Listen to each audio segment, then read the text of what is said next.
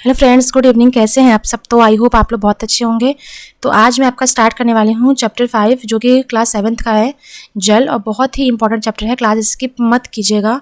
और आप इस चैप्टर में देखिए क्या पढ़ने वाले हैं कि जो जल चक्र होता है, ठीक है, मतलब वाटर साइकिल कैसे काम करता है, ठीक है। तो वाटर साइकिल में क्या होता है और क्या क्या मतलब प्रोसेस होता है। हाँ, जल खारा क्यों होता है, जल हमें कहाँ से मिलता है, तो सब कुछ आप इस क्लास से पढ़ने वाले हैं। तो आइए हम लोग स्टार्ट करते हैं। हाँ, बहुत ही इंपॉर्टेंट चैप्टर है, तो चलिए आइए। और जो भी इम्पोर्टेंट लाइन है मैं उसको अंडरलाइन करते हुए चलूँगी जहाँ से आपके क्वेश्चन आते हैं। देखिए, तो हमको इसमें पढ़ना है कि देखिए जल चक्र, जल की अलग अलग जो अवस्थाएं होती हैं उसमें हमेशा बदलाव होते रहते हैं। यहाँ पे देखिए, ठीक है, उसमें हमेशा बदलाव होते रहते हैं। और महासागर, मतलब कि आपका जो महासागर है, वायुमंडल है और पृथ्वी है, उसके बीच में वो चक्कर लगाता रहता है। उसी को जल चक्र कहते हैं। तो ये क्वेश्चन आ सकता है कि जल चक्र किसे कहते हैं। तो जल जो है लगातार अपने स्वरूप में परिवर्तन करता रहता है और महासागर, वायुमंडल और धरती के बीच में हमेशा चक्कर काटता रहता है, तो उसे जल चक्र कहते हैं। और उसके बाद क्या होता है आपका कि जो सन की जो गर्मी होती है उससे वो जो पानी होता है, ठीक है। देखिए अब ये आपका हो गया है मतलब बादल, ठीक है। ये इसमें से जब बारिश होती है तो इसका जो पानी है ये आपका समुद्र तक पहुंचता है, ठीक है। लेकिन जब सूर्य की जब उस पर गर्मी पड़ती है तो इतनी वो ज़्यादा हीट हो जाती है कि वो वाटर वेपर बन के, भाप बन के वो ऊपर आकाश में चली जाती है। तो यही आपका वाटर साइकिल है जो कि आपका हमेशा काम करता रहता है। और जल वाष्प ऊपर उठकर बादल बन जाती है। जो आपका भाप है जब वो यहाँ पर बनता है तो वही आपका बादल बनता रहता है जो इकट्ठा होते होते होते होते आपका बारिश के रूप में फिर आपका आ जाता है। तो ये वाटर साइकिल है, ये हमेशा आपका ऐसे चलता रहता है। अब जो बादल है, हाँ, बादल में जो नमी होती है जब वो ज़्यादा रुक नहीं पाती है तो वे बारिश के रूप में गिरते हैं। और जब बादल में संघनित जल वर्षा या हिमपात के रूप में धरती पर आता है तो इसे वर्षण कहते हैं। वर्षण किसे कहते हैं? हाँ, जब आपका बादल जो है वो संघनित जल वर्षा या हिमपात के रूप में धरती पर आता है तो उसे वर्षण कहते हैं। और जब हवा में जल वाष्प ज़्यादा होती है तो इसे आर्द्र दिन कहते हैं। आर्द्र दिन किसे कहते हैं? जब हवा में वाष्प ज़्यादा होती है, मतलब कि भाप की मात्रा होती है बहुत ही, जब हवा चलती है तो बहुत बॉडी जो होती है बहुत चिपचिप टाइप की हो जाती है, तो उसमें क्या होता है कि आपका उसमें वाष्प की मात्रा ज़्यादा होती है तो उसे आर्द्र दिन कहते हैं। और ये है आपका, देखिए, अलवड़ जल के मुख्य स्रोत नदी, ताल, सोते, हिम नद हैं। महासागर और समुद्री का जल जो है वो खारा होता है, ठीक है, सलाइन वाटर होता है। आपका महासागर और जो ओशियन, ये जो इन सब का जो आपका पानी होता है आप उसे कोई भी कार्य नहीं कर सकते, वो इतना खारा होता है। और इसमें क्या होता है कि अधिकांश नमक सोडियम क्लोराइड या खाने में उपयोग किया जाने वाला नमक होता है, ठीक है। ये इसमें जो नमक मिलता है वो जो खाना में जो उपयोग होता है, हाँ, वही नमक ये होता है। तो ये आपका हो गया जलवाष्प। देखिए अब आइए हम यहाँ से चलते हैं कि जल का वितरण, हमें जल कहाँ कहाँ से कितने कितने % में मिलता है। हम सभी जानते हैं कि पृथ्वी के सतह में 3/4 भाग ही जल से ढका हुआ है। और पृथ्वी पर थल की अपेक्षा जल अधिक है। मतलब कि जितना ज़मीन नहीं है, जितना थल नहीं है, उससे ज़्यादा हमारा जल है। जो अनेक देश में जल की कमी का सामना क्यों करना पड़ता है, मतलब बहुत सारे देश में जल का भी सामना करना पड़ता है। ऐसा क्यों होता है? हाँ, पृथ्वी पर मौजूदा संपूर्ण जल हमारे लिए उपलब्ध है, निम्नलिखित तालिका से पता चलता है।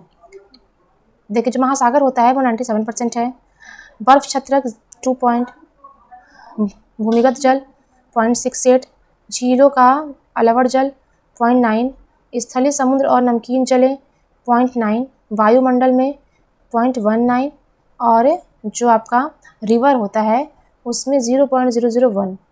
तब जाके ये पूरा 100% होता है, मतलब यहाँ जल आपका कितनी मात्रा में है ये आपका पता चलता है, ठीक है। अब देखिए, जो होता है आपका 100 ग्राम जल में मौजूद नमक की मात्रा होती है, जो आपका सलाइन वाटर होता है उसमें 101,000 ग्राम जल में नमक की मात्रा होती है और महासागर की औसतन मतलब कि महासागर में सलाइन की जो मात्रा होती है वो 35 भाग प्रति 1000 ग्राम का होता है। मतलब इतना ज़्यादा उसमें सलाइन वाटर होता है। इजराइल के मृत सागर में 340 ग्राम प्रति लीटर सलाइन वाटर होती है। तैराक इसमें प्लव कर सकते हैं और नमक की अधिकता इसे सघन बनाती है। इजराइल में जो आपका वो मृत सागर है उसमें बहुत ज़्यादा सलाइन वाटर होता है। उसमें क्या होता है कि लोग उसमें जाके डूब ही नहीं सकते हैं।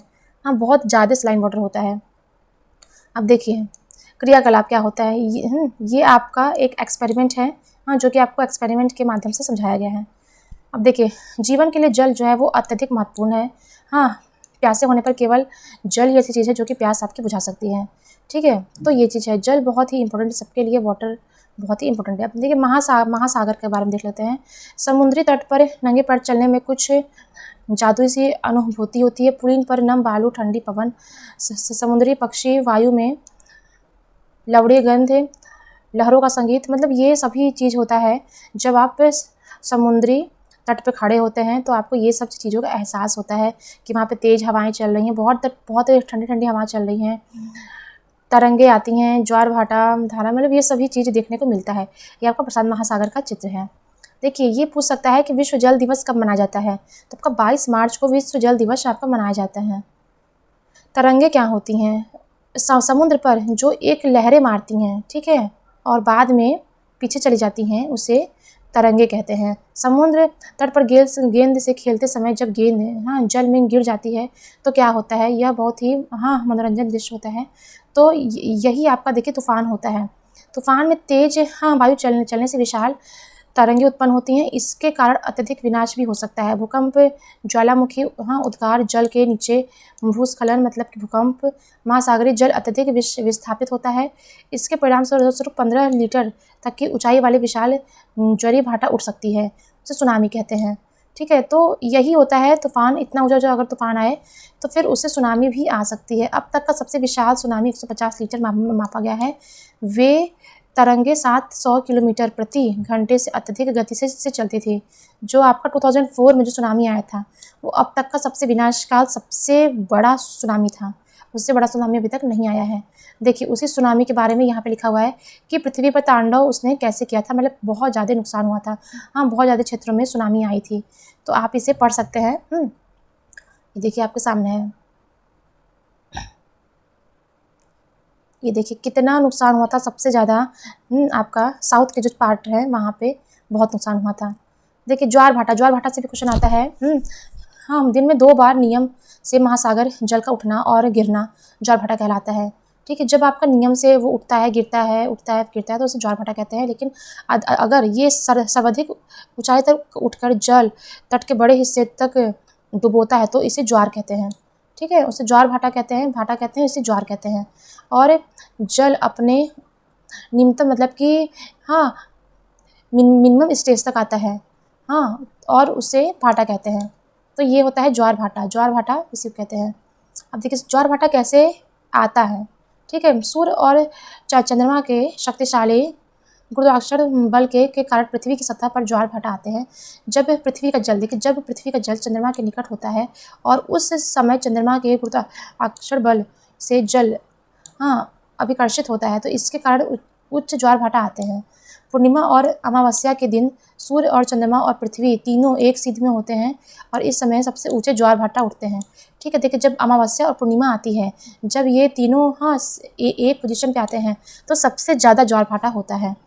इस ज्वार को बृहद ज्वार भी कहते हैं। लेकिन जब चंद्रमा अपने पहले और अंतिम चतुर्दश में होता है तो चांद और सूर्य का गुरुत्वाकर्षण बल विपरीत दिशा में महासागरीय जल पर पड़ता है।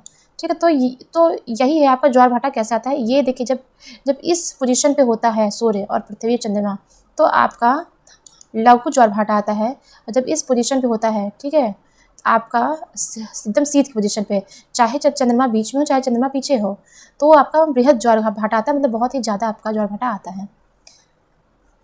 देखिए महासागरीय जो धाराएं होती हैं वो क्या होती हैं। महासागरीय धाराएं जो होती हैं वो निश्चित दिशा में महासागरीय सतह पर नियमित रूप से बहने वाली जल की धाराएं होती हैं। महासागरीय धाराएं गर्म और ठंडी हो सकती हैं। हाँ, महासागरीय जो धाराएं होती हैं उसका भी जो ज्वार भाटा होता है धीरे धीरे चलता रहता है, तो वो ठंडी भी हो सकती हैं और वो गर्म भी हो सकती हैं। ठंडी धाराएं ध्रुव पर उच्च अक्षांशों से उष्ण कटिबंधीय या निम्न अक्षांशों से की ओर प्रभावित होती है। तो ये देखिए आपका लिखा हुआ है, यहाँ से देख लेते हैं कि जिस स्थान पर गर्म और शीत जल धाराएं मिलती हैं वह स्थान विश्व भर में सबसे सर्वोत्तम मध्यस्थन क्षेत्र माना जाता है। जापान के आसपास में एवं उत्तर अमेरिका के पूर्वी तट जो हैं ये इसके उदाहरण हैं। तो यही आपका ज्वार भाटा के बारे में आपका पढ़ना है, ठीक है। और मैं एक चीज़ आपको समझाती हूँ कि देखिए सबसे बड़ी बात कि आपका अब फैक्चुअल क्वेश्चन आपके एग्ज़ाम में बिल्कुल भी नहीं आता है। अब आपका बिल्कुल ऐसे ही लाइन बाय लाइन क्वेश्चन आ जाएगा और आपको बीच में से पूछ देगा कि ये क्या है, इसमें क्या होता है। तो ये सब आपको ये पूरा डिटेल पढ़ने की आवश्यकता है, ठीक है। बहुत छोटे चैप्टर हैं, 2 चैप्टर और बचे हुए हैं। तो आज के लिए बस इतना ही। अगर आपको मेरी क्लास पसंद आए तो प्लीज़ इसे लाइक शेयर सब्सक्राइब कर लीजिएगा। Thank you, bye bye.